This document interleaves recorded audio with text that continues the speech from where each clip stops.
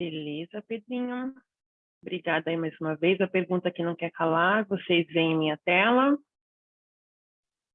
Sim, a gente está vendo. Obrigada aí mais uma vez, então, Pedrinho. A gente vai falar um pouco aqui, então, do fundamento aí, né, do que são os serviços nativos de nuvem. Então, a gente vai dar para vocês um breve approach aí antes de virem os próximos laboratórios, né?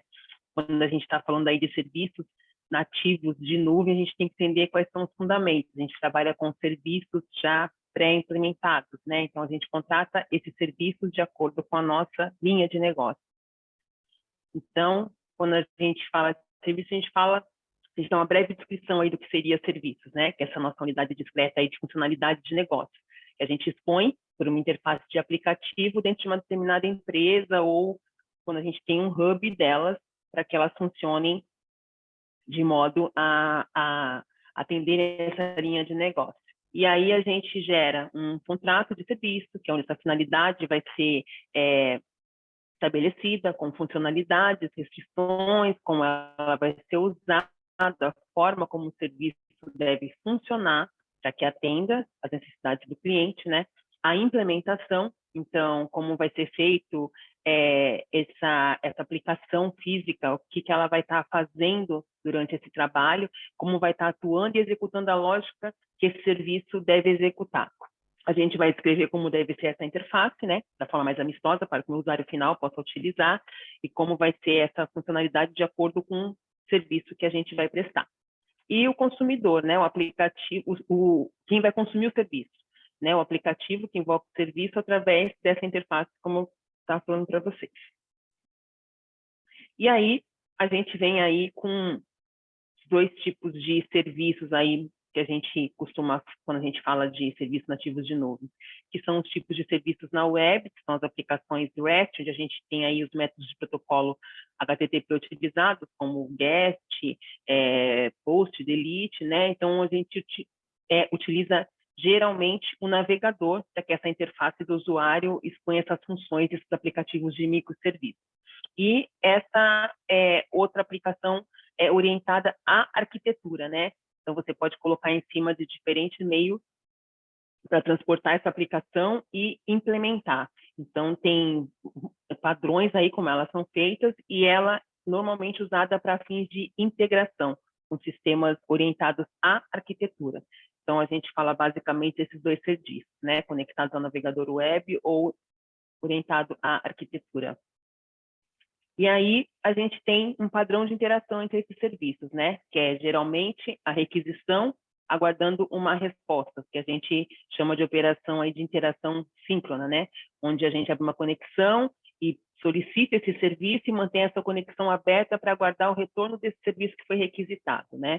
E aquelas onde a gente não espera essa necessidade, que chama de operações assíncronas, onde a gente mantém esse request, mas a gente não precisa dessa solicitação, a gente não precisa produzir qualquer resposta, apenas enviar essa solicitação. E essas operações que também aceitam a solicitação do consumidor de serviço. Ele pode realizar o retorno da chamada, enviando aí a solicitação de volta ao consumidor original. Então, ele pode não estar especificamente esperando, né? Mas quando o serviço estiver pronto, ele pode produzir esse retorno, que é uma forma opcional de interação. São as interações padrões desses serviços do web. E aí, quando a gente fala de serviços nativos de nuvem, o termo microserviço, né, entra muito e a gente precisa entender o que eles são, né? Eles são essa representação dos recursos, né? Ou seja, cada requisição, transação independente, ela é relacionada e ela não está, como eu posso dizer, ela não depende de nenhuma anterior. Então, geralmente, ela é implementada aí com os protocolos REST de API e você consegue, com aplicativos menores, trabalhar dentro de um grande sistema, que acaba sendo difícil de gerenciar.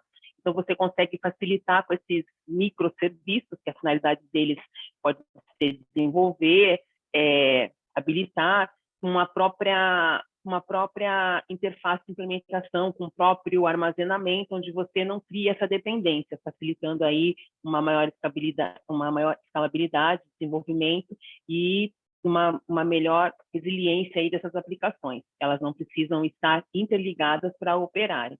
Então, eles funcionam aí com esses processos, facilita também a manutenção dessa aplicação. Então, quando eu tenho aplicações que funcionam interdependentes, eles funcionam como uma coleção de serviços aí acoplados, onde, dependendo da minha necessidade, eu posso ir lá e fazer alterações sem mexer em outra coisa que esteja funcionando, falando a grosso modo, né?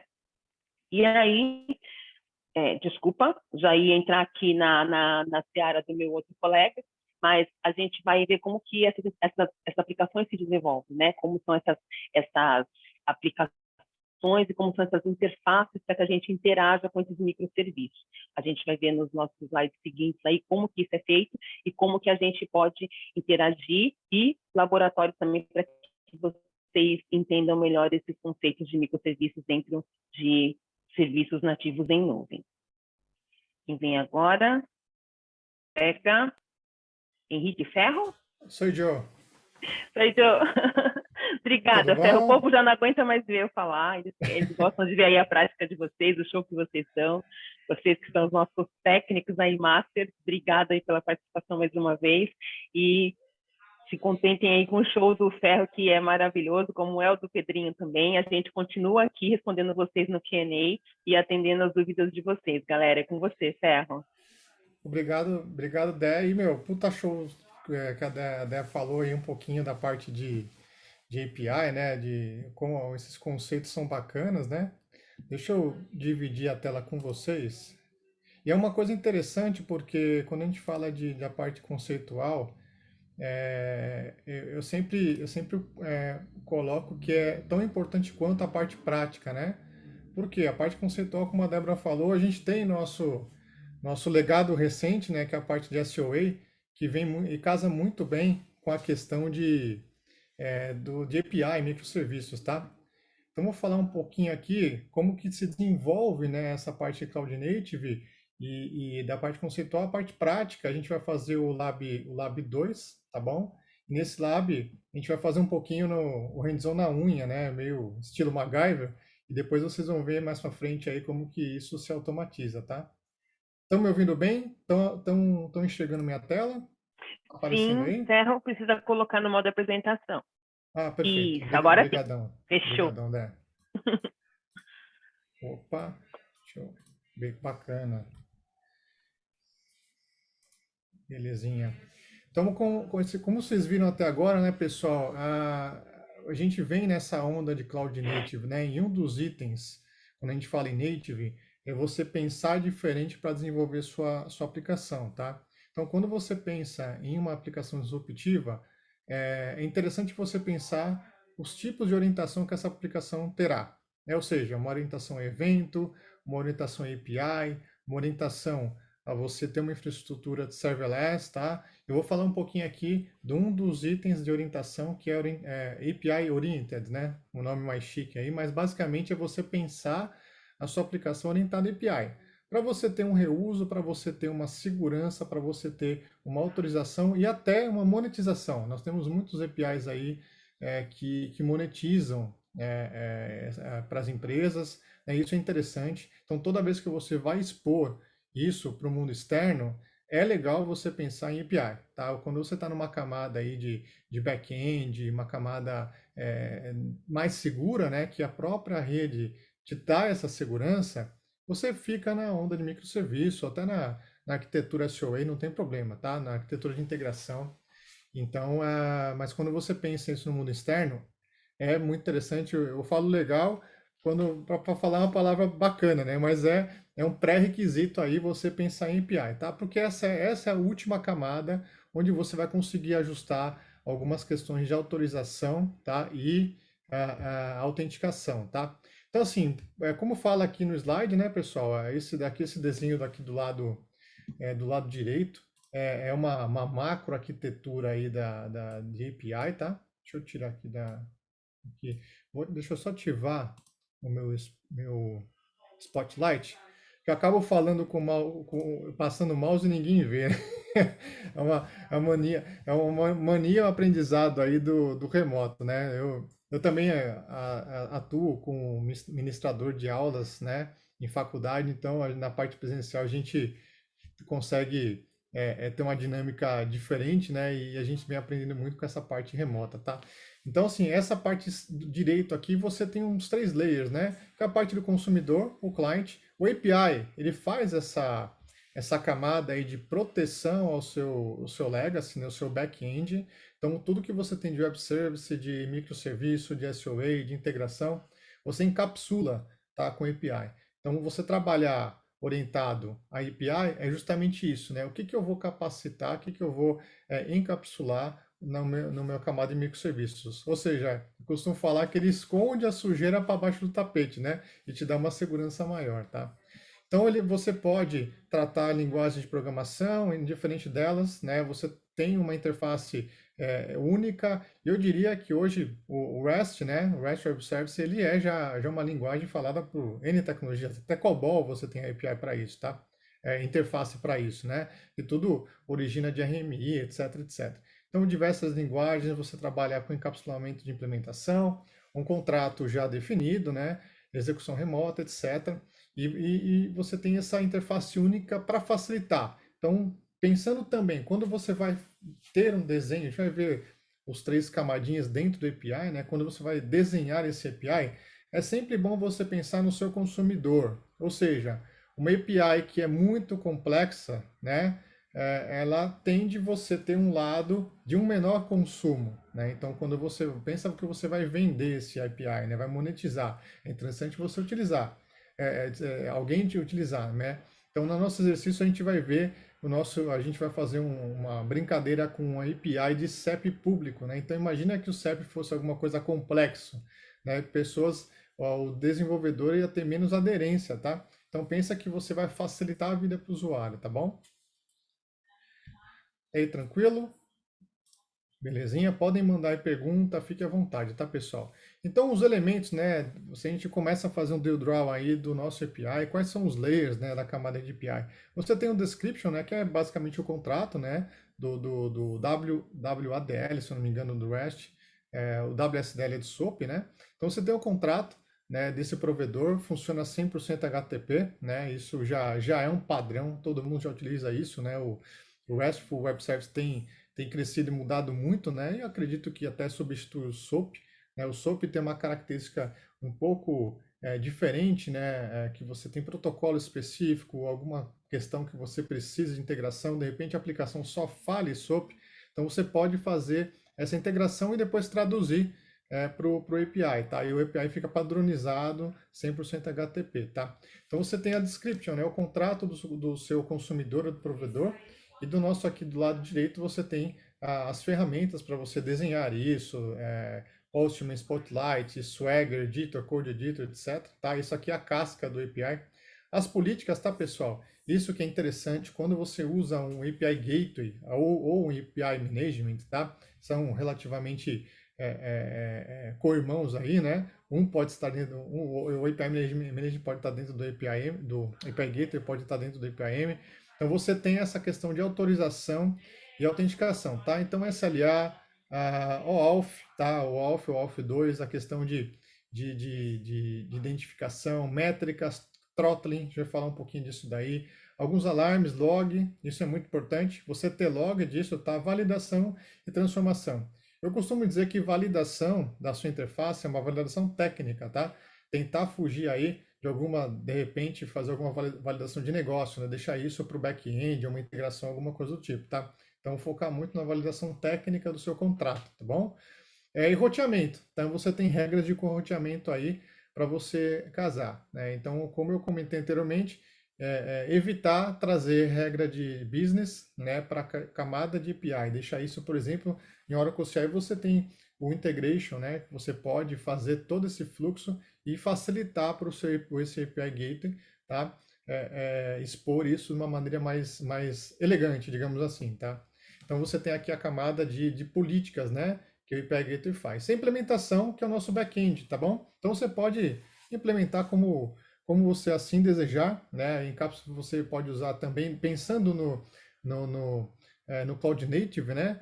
É interessante você trabalhar com container, Kubernetes, né? Functions, que é o nosso serverless, trabalhar com low code, né? Com WORDs, com APIs, etc., com SaaS, integração, etc. Tá? Então, independente da sua implementação, você pode fazer. Pensando em Cloud Native, essa questão aí que eu comentei com vocês, tá bom? Belezinha? Então, capacidades, né? Eu já comentei algumas delas, né? Então, você adiciona autorização, limitação de taxa, roteamento, né? É importante você saber disso, até para proteger o seu back-end, né? Eu posso colocar uma limitação aí de taxa de consumo, por quê? Porque eu sei que o meu back-end, ele tem até o back-end pode ser um premises, né? Então, no mundo aí de modernização de tecnologia, de infraestrutura, de aplicação, você tem essa transição, né? Quem já tem um legado onde eu preciso expor isso com API e para um futuro próximo eu migrar 100% para a nuvem, seja ele na questão aí de um refresh de infraestrutura, né? Ou uma refatoração total da aplicação, eu tenho que pensar nisso. Então eu posso encapsular essa capacidade e limitar. Por exemplo, a gente sabe que on-premise é mais complexo você fazer um scale, né? Então você consegue encapsular essa camada aí e colocar um throttling dentro de API.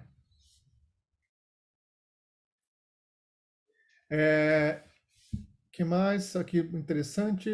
Também tem a transformação do serviço, né? Para a camada de back-end. Esse aqui é muito legal, cache de resposta, tá, pessoal? Isso você consegue, com o cache de resposta do API Gateway, você consegue, por exemplo, desafogar o seu back-end, né? Isso é bem bacana. Então, vamos pensar aqui o mercado de retail gosta muito dessa palavra de cache, né? Porque você acaba cacheando muita coisa aí.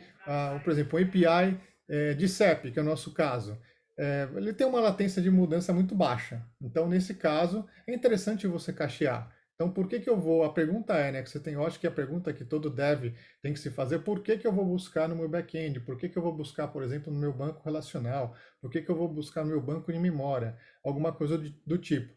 Tem que fazer sentido, tem que ser um serviço, por exemplo, online, de integração, que a latência de informação é maior. Tá? Tudo que for uma latência de informação de atualização baixa, coloca no cache. Tá? Então, essa capacidade é bem interessante. Então, criar endpoints públicos e privados, né, que nem eu falei, né? A ideia do API é quando você consolida várias integrações, você até pode colocar isso como privado, tá? Mas na maioria dos casos é pensado isso com o público, tá? Então, por exemplo, se você está numa VPN, faz sentido de repente você colocar no API? Depende do requisito funcional e não funcional. Por quê? Porque eu posso colocar isso no microserviço, por exemplo, no OIC, tá? E não expor ele de repente com o API. Eu quero aumentar a segurança dele, eu quero fazer uma validação, por exemplo, OAuth com IDCS. Legal, então vamos colocar no API, tá bom? Tranquilo? Belezinha?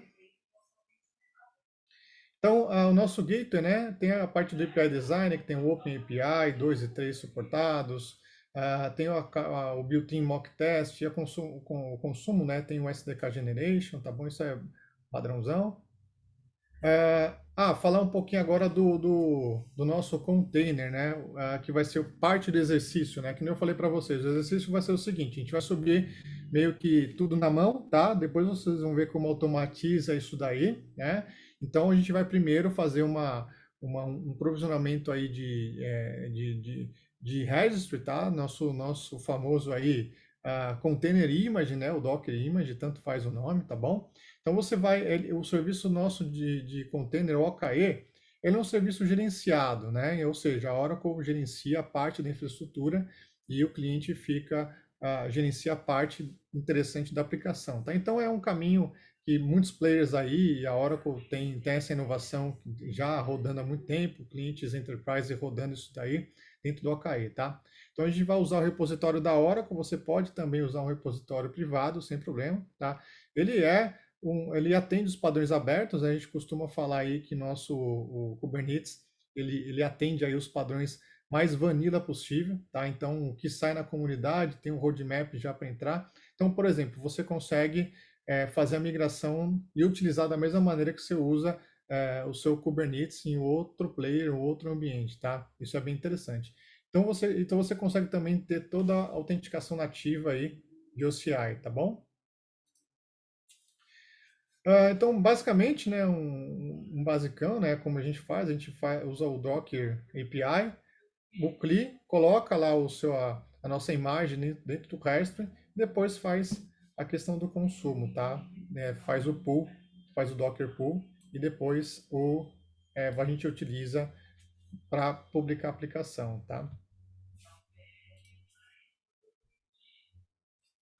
Aqui é a parte de gerência, tá, pessoal? Essas duas camadas, né? Então, o que que a Oracle gerencia, né? Os componentes do cluster, de infraestrutura, tá? Então, é o Controller Manager, o Kube API Server, etc, etc. Os workloads ficam com acesso exclusivo do cliente, né? No momento de provisionar, é provisionado de acordo, né, pela interface, mas esse acesso dos nodes, né, é acesso do cliente. Node pool, né, e dos nodes é um acesso exclusivo do cliente, por questão de segurança, a Oracle fica sem acesso, tá bom?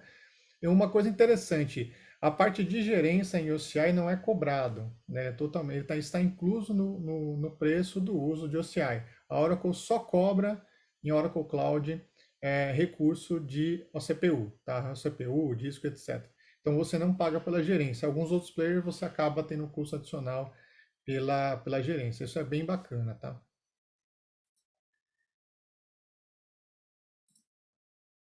Belezinha? Tá aí tranquilo? Passar para o próximo aqui. Algumas questões suportadas, tá bom, pessoal? Os shapes são suportados, inclusive o Ampere, tá? Isso é bem interessante. O ARM, né? O Ampere barra ARM, que é uma CPU bacana que ele tem uma performance diferenciada, né? Então, se tem uma performance diferenciada, você pode ter uma otimização de crédito, né? Você tem um consumo aí de recurso menor, então você pode usufruir de menos recurso, né, de OCPU para sua infraestrutura. Então, vale a pena testar o ARM, e além de outros shapes, né? Basicamente, quase todos os shapes são suportados, a não ser essa questão de bare metal, HPC, microshapes, dedicated VM roast shapes, tá? Sistema operacional Oracle Linux, tá bom? Baseado em Oracle Linux também as custom images, tá? A gente tem que criar nessa questão. Que mais interessante? As versões, né? As versões, a Oracle disponibiliza as 3 últimas versões, tá? Até para dar tempo de você ter esse fluxo de atualização, tá bom? Você faz a atualização via console ou via Terraform também, tá? Belezinha, tranquilo? Fizemos a parte conceitual aí, então vou dar um tempinho para o pessoal copiar o link, né? Vou pedir se alguém puder colocar o link no chat, só para o pessoal copiar, por gentileza. A gente já vai esquentando os motores aí para executar o nosso ambiente. Esse Lab 2, como eu comentei para vocês, ele é um exercício que a gente vai fazer a maneira na unha, né? A maneira MacGyver, tá bom? Então depois vocês vão ver como automatiza. É legal vocês entenderem, né? Como funciona isso, fazendo uma maneira mais deep dive, tá bom? Para vocês depois mexerem na automatização. Eu costumo falar o seguinte: quando você automatiza, é legal você saber o que está acontecendo dentro da automação, tá? Por que isso? Porque se de repente tiver algum problema, você sabe, lendo, né, o log de erro, alguma coisa do tipo, você sabe aonde parou. Isso é uma experiência bem bacana. Eu aprendi muito, né, que já cuidei de ambientes de produção, etc, e te ajuda bastante, tá?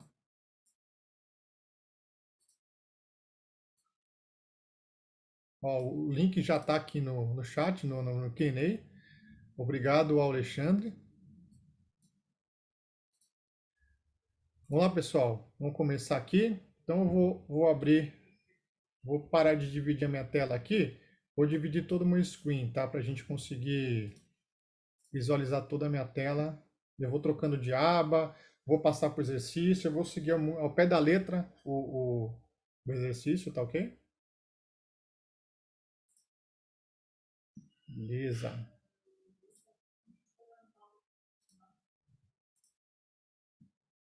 Estão vendo toda a minha tela? Estamos vendo sim, Fé. Sim, Fé, dá Bacana, pra ver. bacana, show. Então vamos lá. Como eu falei para vocês, eu vou seguir aqui o. Opa, subir aqui para o exercício, tá, pessoal? Do Develop Fast Track V2, tá? Então vocês seguir aqui o Lab, perfeito? Então eu indico a gente abrir um bloco de notas, tá bom, pessoal? Para facilitar, porque como a gente vai trabalhar com várias informações, sempre é bom ter um bloco de notas para ajudar a copiar e colar, fica mais simples o processo, tá? Então tem até aqui uma dica. Esse paper, se eu não me engano, foi feito pelo meu amigo Pedro Cristo, né? Ou a Lucas, é o Lucas. Os dois tiveram, todo mundo colabora, né, no grupo, tá? Então, vou copiar aqui todos os nomes, tá, pessoal? Vou aumentar a letra aqui para vocês enxergarem melhor. Vou colocar aqui 36 para ficar mais. Porque às vezes a gente esquece, né, que a gente está exibindo a tela e a letra está um pouco pequena, tá? Então, eu vou buscar aqui agora, na sequência, o nosso tennis namespace, username, auth token, APM endpoint, public key, código da região, e vou mostrando cada passo onde eu consigo essa informação, tá bom? Então, coleta de informação, primeiramente, tá vendo, ó? Tem passo a passo aqui, se vocês quiserem acompanhar pela documentação agora ou depois, tá bom? Então, vou mudar lá para minha conta no OCI.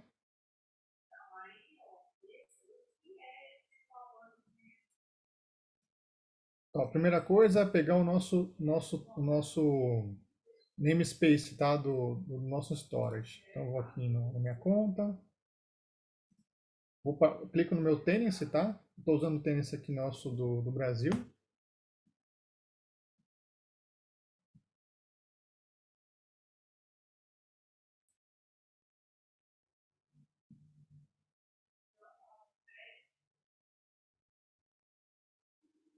Tá vendo, pessoal? Então, a gente vai guardar o nosso container image, tá bom? Dentro do nosso object storage. Então, ele precisa desse namespace, tá?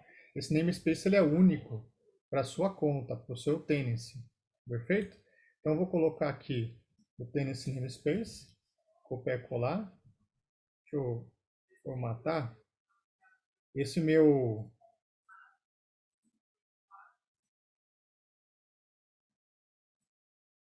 Notepad não tem a formatação automática, então eu vou formatando, não tem problema.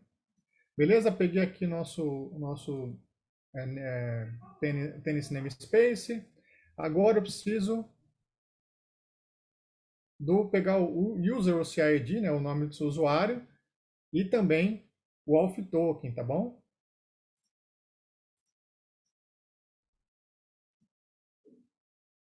Então, vou clicar aqui no nosso identifier.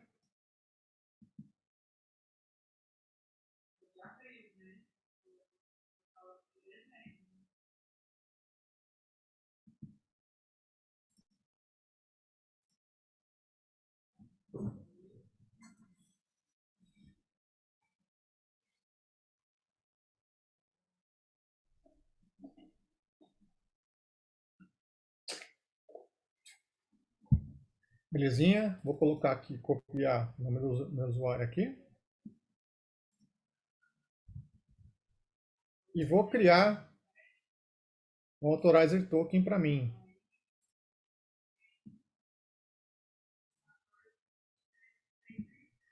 Eu já tinha criado um anterior, tá? Como você consegue pegar o seu token só quando você cria? Vou criar um novo. Vou deletar esse aqui primeiramente.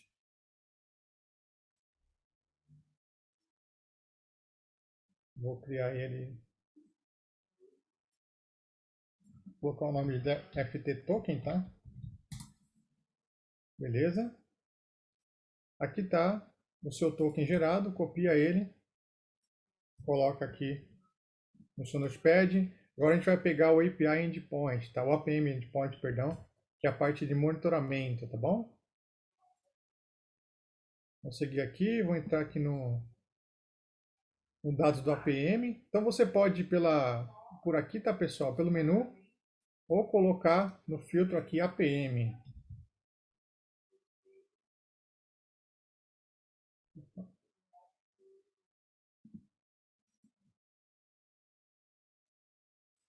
aqui não tem a PEN. Vou parte de observabilidade aqui.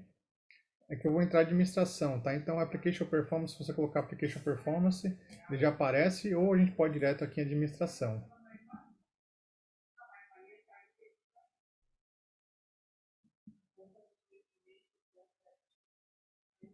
Esse APM Fast Track já foi criado na parte de exercício. Importante, pessoal, selecionar o compartimento, tá? Muitas vezes o recurso fica sem aparecer, porque o compartimento está num compartimento diferente que você está trabalhando, tá?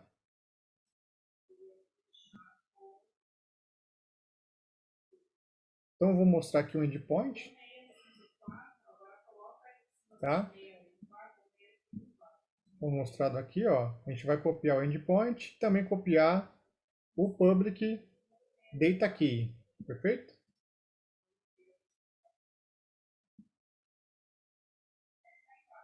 Ah, a pergunta do Alexander, né? Se as aulas vão ficar gravadas em algum lugar. Vão sim, né? Tem o nosso YouTube. Eu vou pedir para alguém colocar depois o link do canal do YouTube, tá, Alexander? Para você. Eu vou colocar aqui, Ferro. Peraí. Boa, boa. Mas fica gravado sim. Inclusive vocês vão perceber que é legal ver. A gente faz uma ciranda aqui, né? É legal falar para vocês, né? De pessoas do todo o grupo que são os palestrantes, né? Até para você ter informações diferentes. Então assistam lá. Tem várias pessoas. A Débora fala bastante, o Lucas, o Pedro. Então é legal vocês verem discursos diferentes para vocês também pegarem informações diferentes, tá? Inclusive tem uma videoaula de preparação para a certificação de Arquiteto Associate. Tá bem bacana, tá? Então tem ajudado muito o pessoal que quer tirar essa certificação. Então vou copiar aqui os dois, tá? Aqui um endpoint, tá aqui. Opa, aumentar aqui. E nosso public key, também copiado aqui, o public key. E agora, pessoal, o código da região, que é muito importante, tá? Então, onde que a gente consegue o código da região? O link está aqui. Aqui, esse link, pessoal, já é toda a documentação, né, dos códigos das regiões que você tem esse serviço, né, de Kubernetes habilitado. É praticamente todas, né? Então, você tem, ó, South Africa, etc. Então, a gente vai pegar aqui São Paulo. Vou dar um find aqui. Beleza? Então, esse é o código da região, tá bom? Para você fazer a publicação do seu container image, tá bom? Um fato interessante, por que é GRU? Né? Por que o código da sua região é GRU? São Paulo 1, né, é GRU. Porque ele é orientado ao aeroporto mais próximo, tá? Então é bacana, por exemplo, Vinhedo é VCP, aqui sul de Londres, né? LHR e assim por diante, tá? Então depois é por curiosidade, né? Eu quero saber qual que é a sigla, né? Do aeroporto da Arábia Saudita Oeste é JED, tá? Então é essa curiosidade aí. Então, o aeroporto mais próximo que fica como código da região. Então, copiei aqui. Deixa eu aumentar essa letra também. Belezinha? Estou agora com todas as informações. Agora a gente vai para a parte do Docker Login. Então, do Container Login, né? Vou fazer o Docker Login, gerar a questão de password e assim por diante, tá bom? A gente vai utilizar tudo para trabalhar, pessoal, nosso Cloud Shell, tá?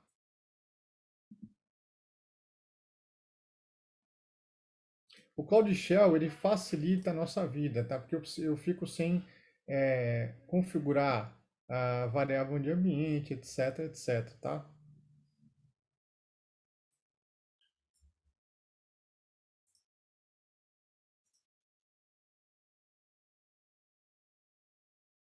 Então, eu vou copiar o código aqui. Eu vou colocar para facilitar no Notepad, tá? No editor de texto, para a gente substituir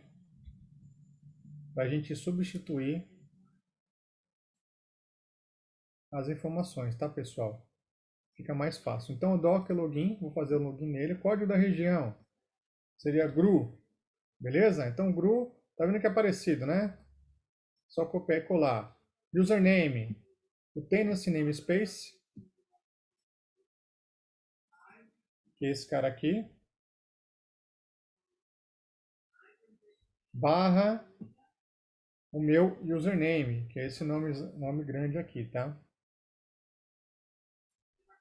Curiosidade, por que ele tem esse Oracle Cloud Identity Cloud Service? Porque a gente está usando um usuário federado, tá? Então, quando você usa um usuário federado, ele fica com esse cara aqui. Se você não for usuário federado, ele vai sem o Identity Cloud Service. Então, beleza, coloquei tudo aqui, copio e colo. Opa, deixa eu dar um retry, dar um refresh aqui no nosso PowerShell. Ó, eu vou sair. Eu acredito que a minha sessão deve ter morrido por algum motivo. Vou fazer um logout aqui e vou entrar de novo, tá?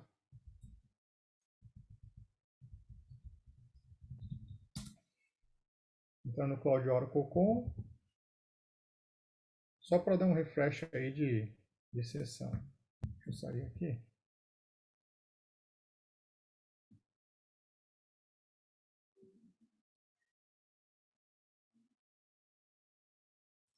Acredito que seja a minha internet. Hoje eu estou com. Tá bem instável. Vou até fazer um speed test aqui.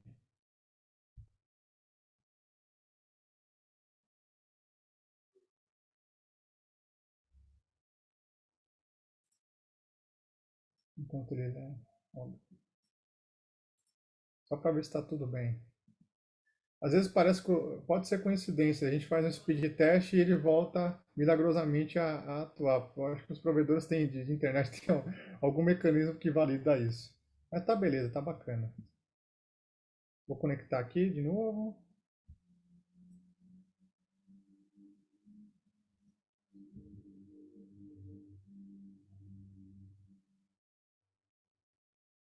Beleza.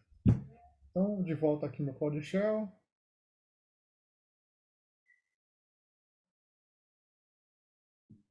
Está criando a sessão, tá? O PowerShell é interessante, pessoal, só uma dica aí. Ele guarda tudo que tiver na sua home, tá? Então, se você mudar, você fechar a sessão, etc., ele vai criar uma instância nova, né? Ele é uma instância que não é sem estado, né? Efêmera, e ele guarda a sua home. Então, é bacana que você pode criar projeto ali na sua home e ele guarda os arquivos ali.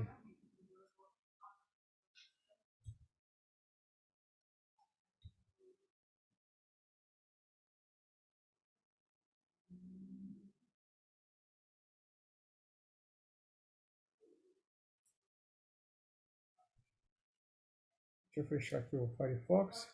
Belezinha, tá vendo? Entro na sessão. Então eu vou, copiar aqui, fazer o login no Docker Login. Aí o password.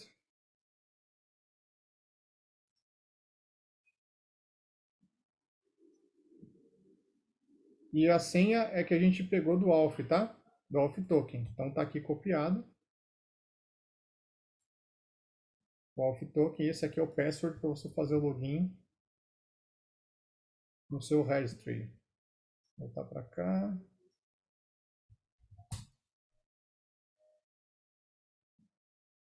Ó, beleza? Login com sucesso. Fechado. Ele cria para você aqui um config JSON dentro do seu home, tá bom? Segundo passo, então ele tem que aparecer essa mensagem aqui com sucesso. A gente vai configurar o kubectl. Para isso a gente vai ver como que acessa o nosso cluster. Então eu posso vir aqui no menu, ou digitar OKE.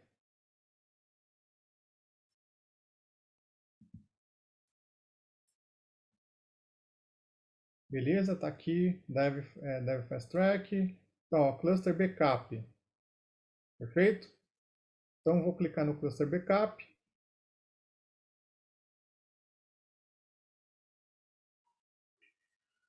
Aqui o botãozinho acessar o cluster, tá? Então aqui só vocês viram um pouquinho como funciona a estrutura.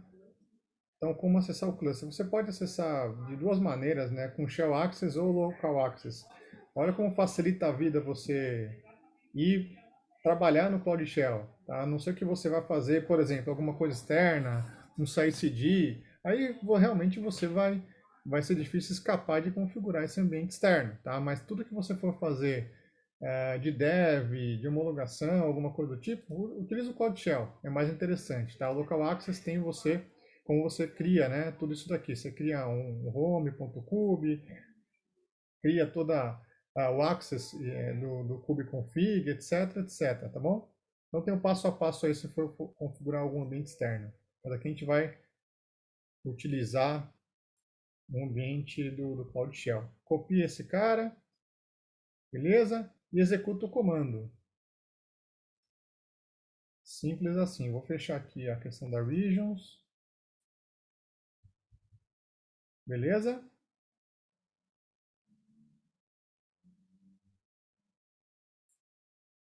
Terminando o endpoint aqui. Show.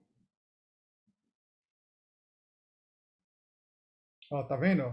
Ele falou que já existia, né, um kubeconfig. Se já existir, não tem problema. Ele faz o merge disso daí. Então, ou seja, esse aqui verifica todas as configurações que você tem aí do kubeconfig, tá? Beleza? Só para validar, vamos olhar o que tem.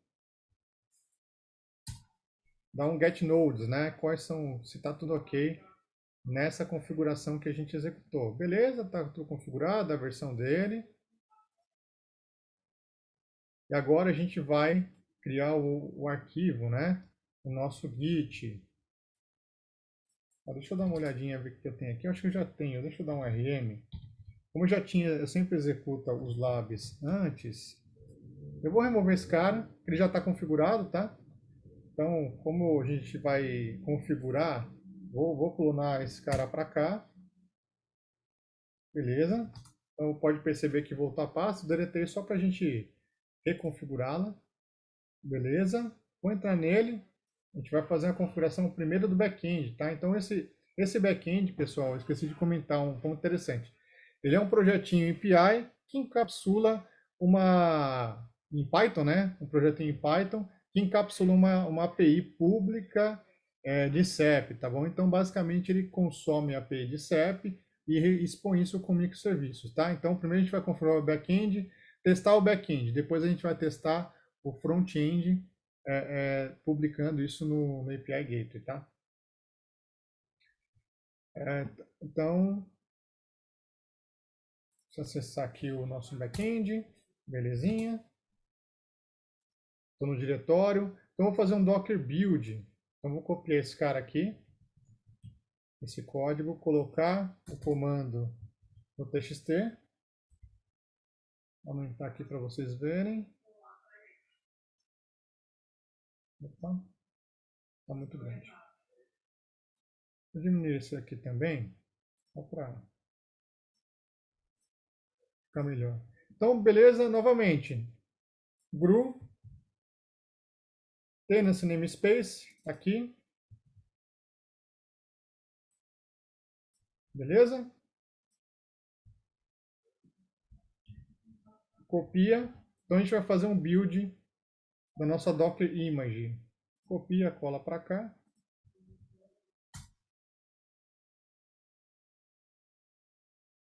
Se for a primeira vez que ele faz o build, né, eu acredito que já esteja buildado, né, ele pode demorar um pouquinho, mas foi bem rápido, tá, do back-end. Feito isso, nós vamos fazer o push. Direto para o nosso registry.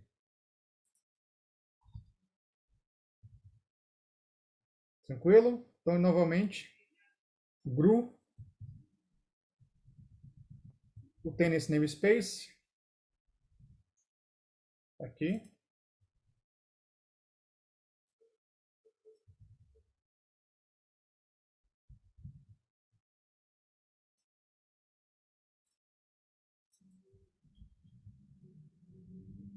Então, vamos fazer o push do nosso Docker Image para o registry, para ele ficar publicado lá.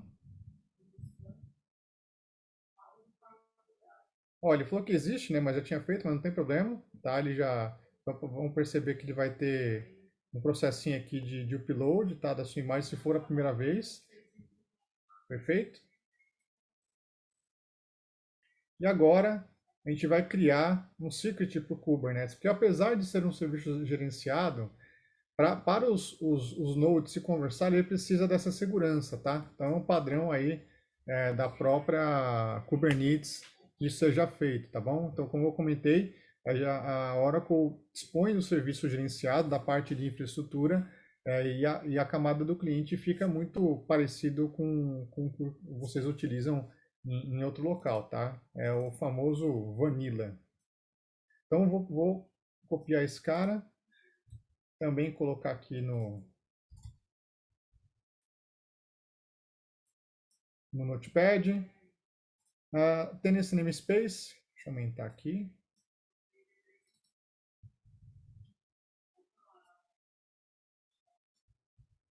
E o username, que é esse cara aqui, ó.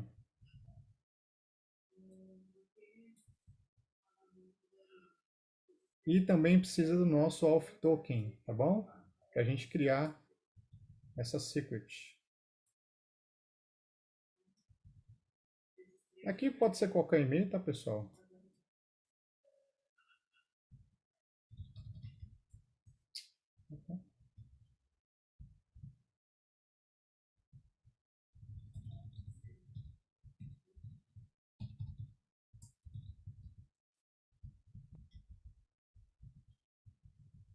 Beleza, deixa eu estar tudo certinho. Source secret, docker.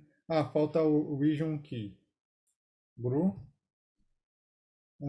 Total, ok. Username.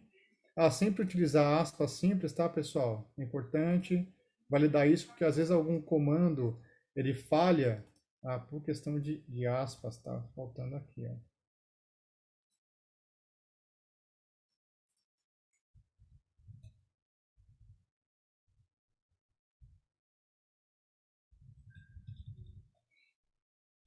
E muita atenção, esse meu editor, ele fica trocando o caractere da aspa simples por acento ao contrário, tá? Isso já quebrei muita cabeça com isso. Por que que o comando não dá certo? Porque o editor, ele fica trocando o caractere. Então, muita atenção com o caractere, tá? Às vezes o comando dá errado por causa de caractere. Beleza, tá certinho.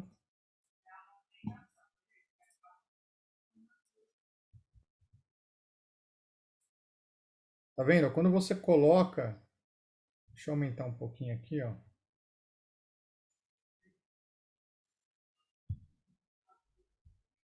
Aumentar um pouco a tela, fica melhor para enxergar.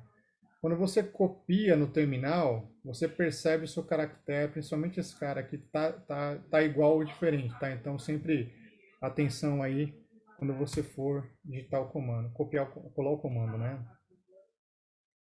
Beleza, ele falou que já existe, né? Eu já tinha executado esse passo, mas tranquilo, já está criado, tá? Mas vai aparecer um texto aí de criação. Esse texto aqui, tá vendo, ó? Created, ou se já está criado, enfim. A gente vai subir um nível anterior aqui, para a gente editar os arquivos para publicar o nosso back-end, tá?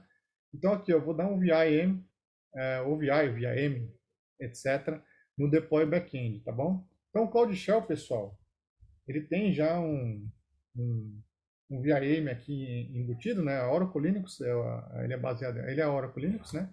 Então para você editar, tá? Então quem conhece aí nosso famoso VIM, tá bom? Diria que tem muitos programadores ainda que usam isso para programar, mas hoje em dia tem ideias mais interessantes, tá? A gente vai substituir esse image name, perfeito? E também as URLs do APM e o APM Key. Tudo que tiver entre colchetes, né, e entre sinalzinho de maior ou menor, a gente vai substituir. Então, primeiro, né, o image name é aquele que já está escrito, o escrito lá, a gente vai copiar esse cara, substituir as variáveis. Esse é da aplicação back, então Reparem bem, né? O front, a gente só vai trocar a parte aqui do front para publicar a aplicação. Vamos copiar esse cara aqui.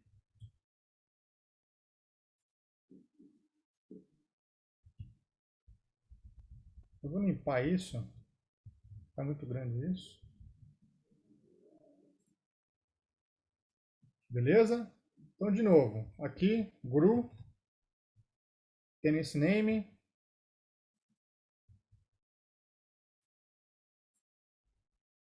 Beleza? Fast Track Developer /back. Para você editar. Opa. Para você editar, só de clicar no teclado I, tá bom? Para você copiar é normal, tá? Ctrl V ou Command V. Então a gente vai colocar aqui o endereço do nosso container image, tá? É sempre bom colocar o latest, porque ele vai pegar a última versão, beleza?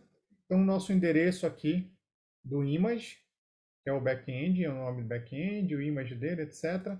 Agora eu vou substituir aqui o APM endpoint.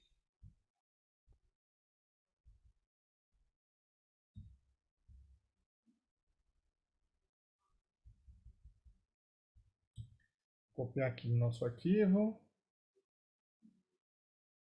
APM endpoint. Tranquilo. Seguindo aqui, tá bom? Ó, substitua, tal. E a gente salva o arquivo. Depois só dá o apply. Então, substitui aqui o APM endpoint e aqui a public key do APM. Copiei.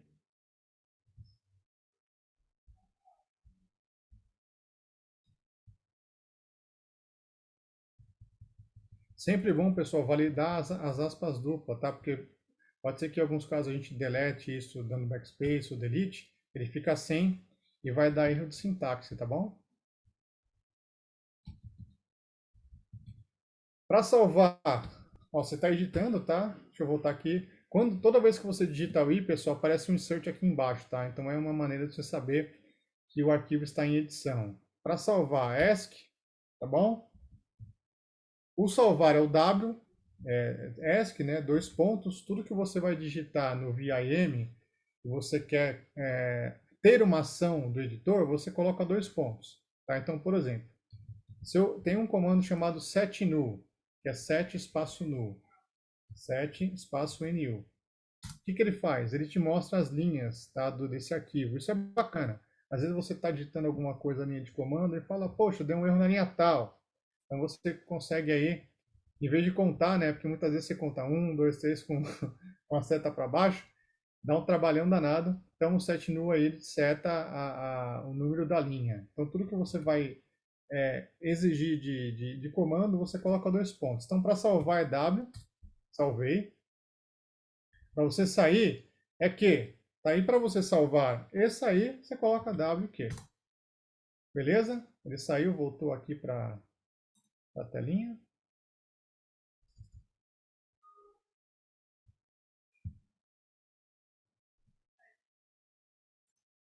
Perfeito? Agora nós vamos dar o apply do nosso arquivo YAML. Opa. kubectl, sem o K ele não roda.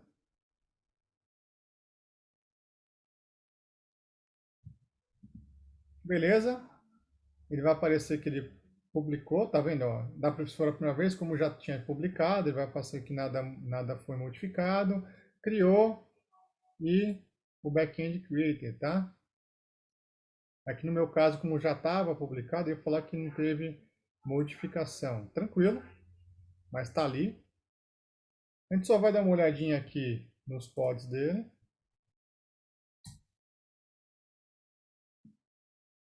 Fechado. Está rodando aqui os pods.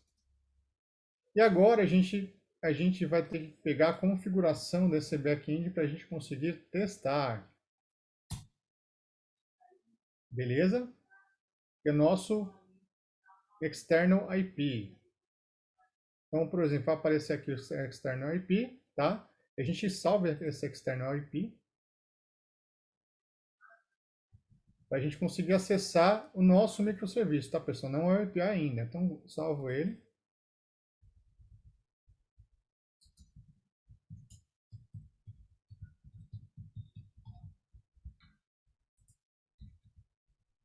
Belezinha? Gravei ele aqui. A gente vai testar o CEP. Então, a gente guardou. A gente vai ver, né?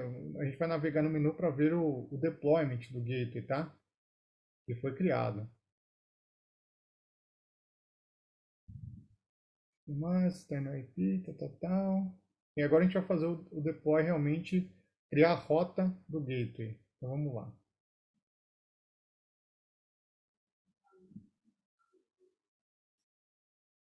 Então, vamos navegar aqui.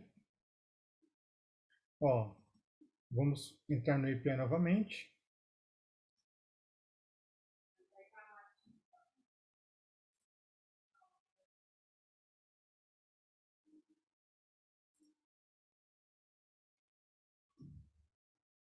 Estou entrando no API.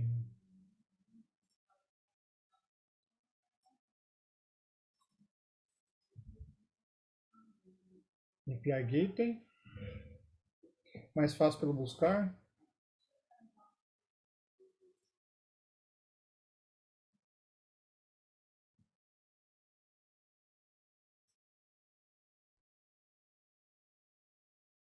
Já tem um gateway criado, né? Do exercício anterior.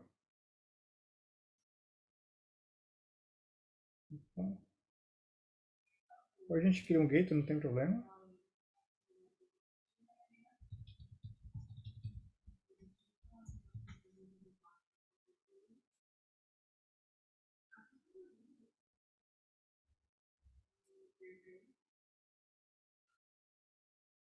Opa. Solucionar a VCN.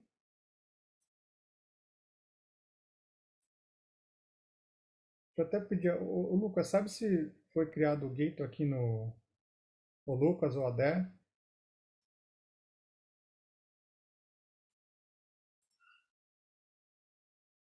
A gente rodou aqui o script para criar um ambiente, pessoal. Só pedir ajuda aí. Luquinhas, Adel ou o Gus.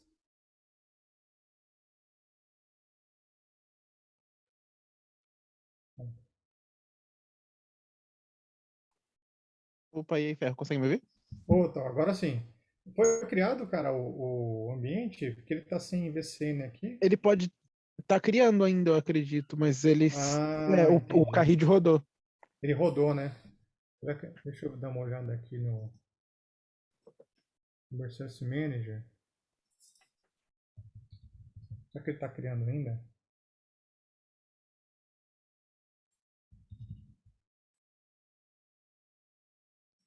Deixa eu ver os jobs dele aqui. Pode ser que ele esteja criando, hein, cara. Você sabe se a gente vai fazer uma paradinha para almoço? A gente vai para meio-dia. Vamos parar assim. Vamos?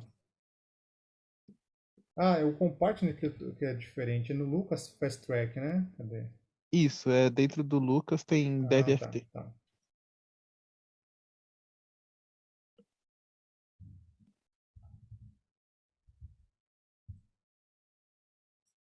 Que a VCN dele só tem do AKE, cara. DevFT. Não tá stack aqui não.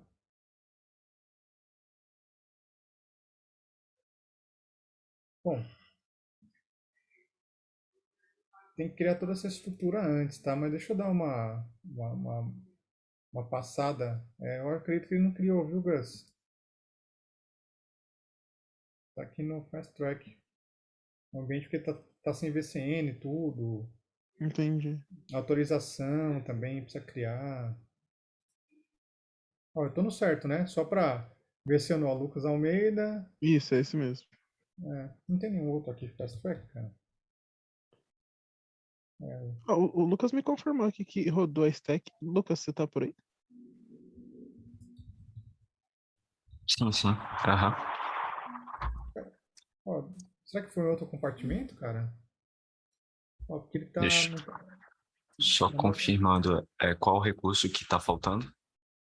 Ele não rodou stack de criação do ambiente, porque não tá sem VCN nesse compartment pra gente, e nem o APM Gateway. Certo. Deixa eu só verificar aqui. Eu poderia criar até um APM, mas eu não queria usar a VCN do OKE, entendeu? Pode faltar alguma autorização lá. Aqui, sobre gateway, eu estou vendo que tem um gateway, um API gateway. Não sei se você está se referindo. Sim. Tem um habilitado. E sobre VCN, deixa eu verificar que isso foi provisionado também. Mas está nesse compartment dev FT. Isso. Aí aqui sobre VCN também tem VCN Ferro, disponível aqui dá um provisionado. refresh pra ver se ele não atualizou agora. Será meu browser aqui que tá... Pode ser. Pode ser.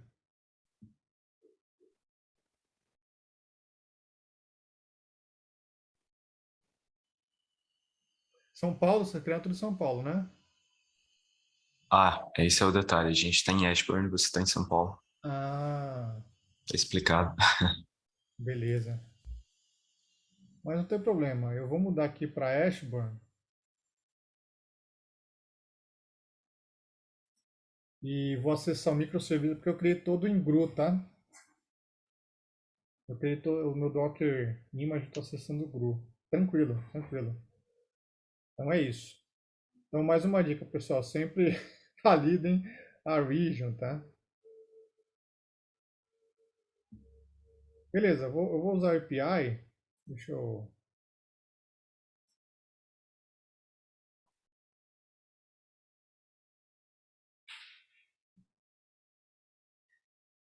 Eu vou usar o API Gateway acessando o meu microserviço lá do back-end de GRU. Tranquilão. Obrigado, pessoal. Valeu. Ô, Gus, a parada para almoço, que horas que é? É ao meio-dia. A gente vai vendo, porque dependendo do tempo dos laboratórios, como a gente deu uma mudada ali no tempo, Tá bom, seria depois do próximo laboratório. Mas eu acho que tá talvez bom. a gente vá um pouco antes. Fechado. Belezinha. O meu, ó, esse daqui vai mais ou menos, cara, mais uns 20 minutinhos, tá? Só Uhum. configurar aqui Eu acho que talvez a gente o... pare depois do seu, só. Tá Confirmar aqui com bom. o pessoal. Fechado, fechado. Dá um toque, pessoal. A gente vai seguindo até meio-dia. Acredito que a gente já consiga fazer o deploy do Beleza. back e do front. Só... Cara, acho que minha internet tá meio...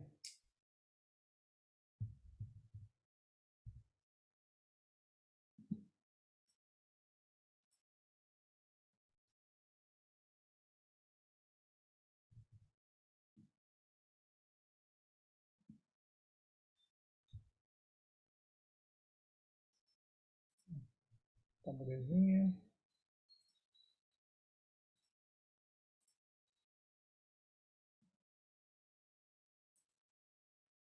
Sempre bom mudar de browser, tá, pessoal? Vamos mudar de browser aqui.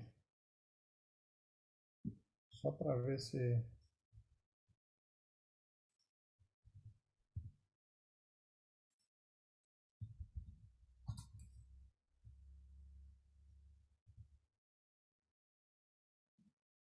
O Safari está tá cansado hoje.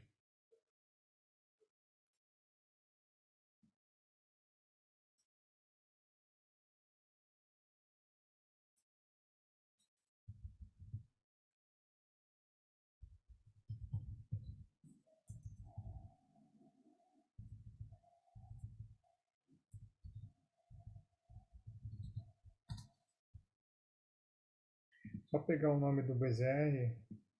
Nunca lembro de cabeça.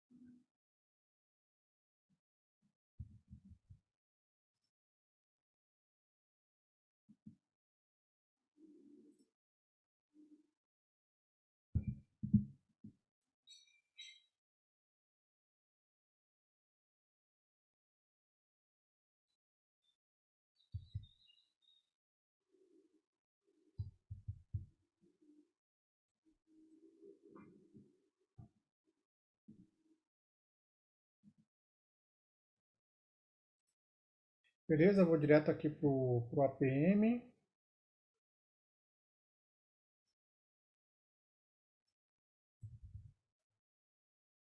O API Gateway.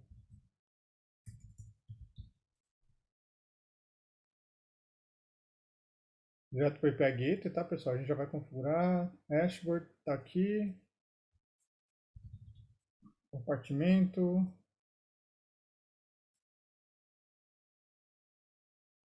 Boa, agora vai aparecer. Show de bola. Esse foi criado dia 20.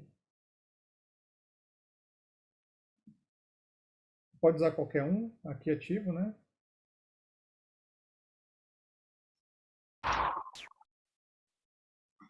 Pode usar usar esse o. primeiro. Beleza, fechou.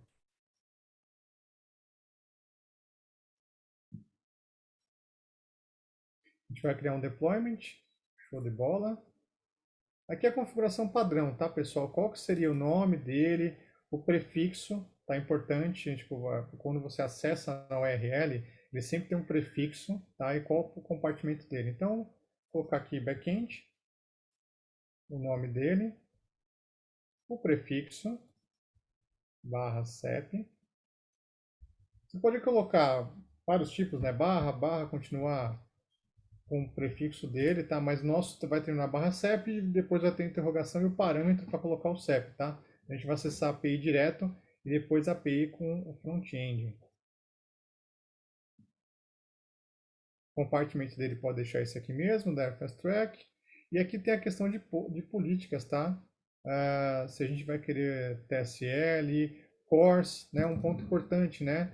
Você já configura aqui nesse API o Core Access, né? Que faz aquela validação do origem, né? É interessante. E você pode também colocar o ALF via IDCS, tá? Isso é um artigo diferenciado, a gente também tem vídeos disso daí, tá? Como configura o ALF com a API Gateway e a IDCS, tá? Ou seja, por se tratar de um serviço cloud, ele acaba compondo funcionalidades com outro tipo de serviço, tá? Isso é bem legal. Beleza, configurei aqui. A gente só vai colocar o allowed origins asterisco, tá? Porque ele poderia dar um erro aí de diferença de origem, tá? Que está acessando. Aqui, course policy, vamos adicionar aqui. Só ver o asterisco e o método get.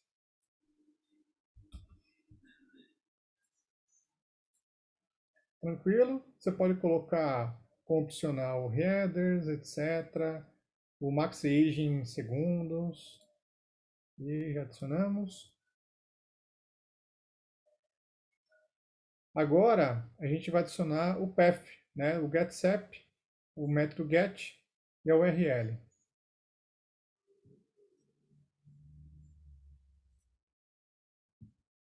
O path dele, /getSep. Aqui o método dele é get. O tipo dele, né? Você pode usar functions, né? Diretamente. Stock response, que seria um padrão aí de retorno fixo. O nosso HTTP. Beleza? A URL, agora sim, a gente vai utilizar nosso external IP do microserviço, tá? Do back-end. Então, copio aqui.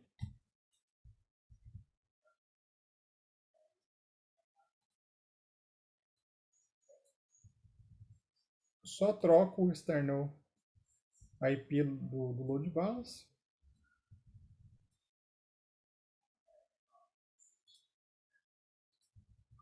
Beleza? Só verifica se não tem nenhum espaço branco, tá? E a porta 5000. E next e create, pessoal. Beleza, tá criando aqui, ele vai ativar. E depois a gente vai testar.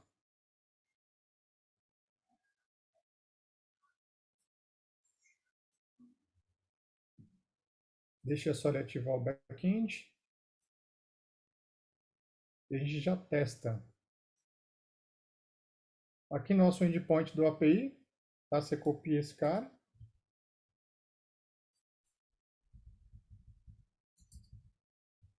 Colocar para cá. E aqui funciona assim, né? Tem o getSep, podem perceber que ele já está com... a gente vai colocar o contexto, né? O endpoint barra o path, né? Da sua API. E o parâmetro, o CEP da sua casa. Tá, já vou montar esse cara aqui. Você pode testar com vários tipos de CEP.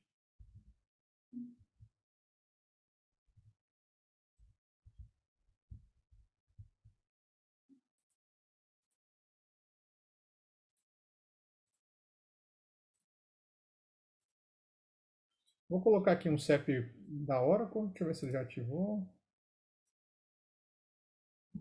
Beleza, ativou.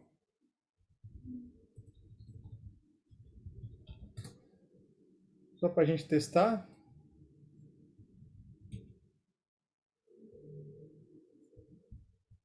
Vocês podem testar com vários CEP. Então, eu vou testar aqui no nosso API, tá? Diretamente no browser. Ah, perdão, ele tem que ser sem caractere.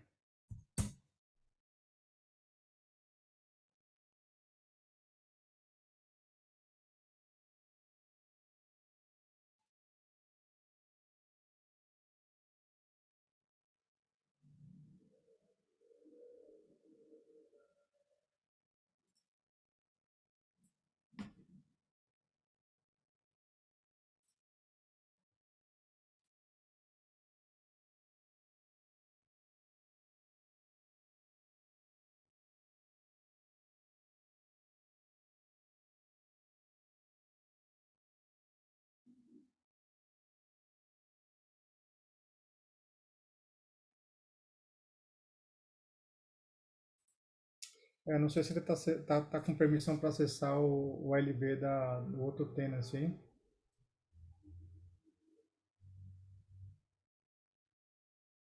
Ele tá sem permissão para acessar o... Ah, foi, né? Gate timeout. Ele deu o gate timeout porque ele não conseguia acessar o load balance de São Paulo.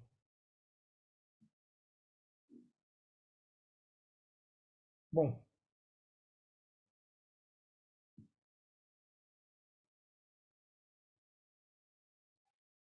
basicamente aqui ele teria o teste, tá, pessoal? O resultado dele é que assim, ele não conseguiu acessar por causa da... A gente criou no outro tenancy, tem que criar alguma rota para as duas VCNs, né? E foi criado o Kubernetes, um gateway, né, na verdade. Ou seja, precisa criar um gateway para Ashburn, do Ashburn para São Paulo, tá? Que aí já é um outro caminho para as duas VCNs se falarem, né? Enfim. Mas o resultado seria a questão de aparecer aqui o do CEP, esse resultado vocês vão ter. E o exercício seguinte, pessoal, é só um front-end para consumir esse API, tá? É basicamente a mesma coisa, o caminho. Vocês só vão mudar a URL, e em vez de ser back-end, será front-end, tá? Vocês vão mudar esse parâmetro aqui no HTML. Ele é uma aplicação que vai te mostrar o front-end consumindo o seu API. Então, no final, como resultado, a gente vai ter essa aplicação rodando, tá? Consumindo o API que consome o serviço. Mas para isso, lição aprendida, né? Validar sempre o tenancy para eles se falarem, tá? Se você for fazer uma configuração para ter acesso de tenancies diferentes, tem que criar entre as redes um gateway para se comunicarem, tá? Coisa que a gente ficou sem fazer, tá fora do exercício, tá? Luquinhas, Gus, quem seria o próximo? Opa, pode falar. Tem uma dúvida do Otávio, eu não percebi se você Opa. já respondeu aqui. Acho que é sobre a região. Acho que as casas que você falou agora. Ah, tá, a região, boa. O seguinte, Otávio, isso eu acredito que eu sei o que é. É só de ver o código do erro. O que que acontece? Aqui no Regions, quando você abre o link do Regions, deixa eu subir aqui na... Só um minutinho, cadê? Código, quando você acessa o código da região, Otávio, você está colocando SA São Paulo 1, tá? Você tem que copiar essa região aqui, ó. Esse código. O código dela é GRU. Então você usa GRU ou CIR.io ao invés de São Paulo 1, tá bom? Só trocar por GRU, ele vai conseguir gerar para você. Deu não autorizado? Você quer dividir a tela com a gente aí? Você está no momento do Docker Login, né? O seu username você copiou ele inteiro. O Otávio pode dividir a tela, pessoal? Tá habilitado para ele? A gente consegue ajudar. Certo, vou verificar aqui se é possível. Tá bom, ou de repente a gente abre uma sessão só com ele, Luquinhas? Tá, porque é alguma questão do namespace ou username, tá? Que eu acho que tá nesse passo aqui, entendeu? Que Otávio, fica mais ou menos isso. Só valida esse código. É esse daqui, tá? Docker login GRU, você falou que tá certo GRU. O seu namespace. Copia, valida se o seu namespace está federado, acredito que sim, tá? Tem que ter esse Oracle Identify Code Service e o seu usuário.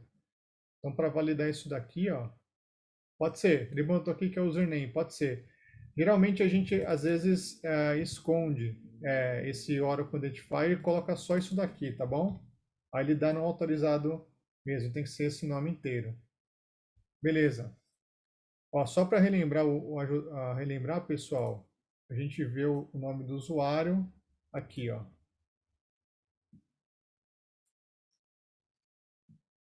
Tá vendo? Ó? Só copiar ele aqui. Fechado? Mais algum ponto, alguma pergunta? Acredito que eu estava ali tranquilo, foi. Beleza. Quem que vem agora, pessoal? Agora é Fernanda.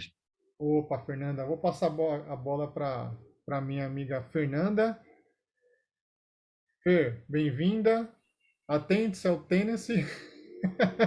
Que eu acabei esquecendo de validar essa parte aí, tá? E a gente conseguiu fazer grande parte do exercício, né? Então, bem-vinda aí, fique à vontade e continua aí para ajudar alguma dúvida do pessoal aí. Obrigada.